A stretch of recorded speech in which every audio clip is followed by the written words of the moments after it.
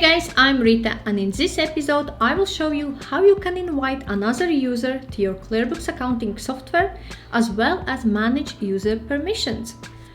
To be able to invite another user, we need to click on this little house on right top corner, and there is a subsection called Manage Users.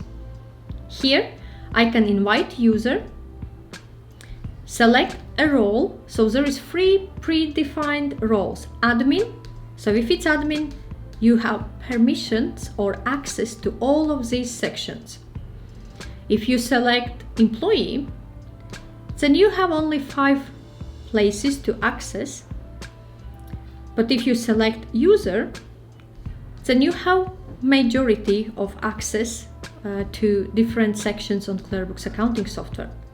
If I select a user, I can select an employee, for example, John Smith. I can add his address, name, surname, and also if this person or employee is an accountant, I can tick this box and say that this is an accountant access, okay? If I don't want to give an access to, for example, subscriptions, just go one by one and deselect which ones you don't want to allow this particular user to access on QuickBooks accounting software. So if you don't want to give permission to VAT features, profit and loss, cash flows, just deselect these features, and only permissions will be showing up what this person will have permissions to.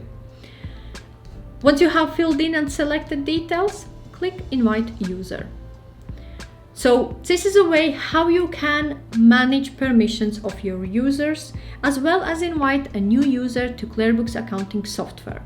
If you have any questions or require any further advice, feel free to reach out to me.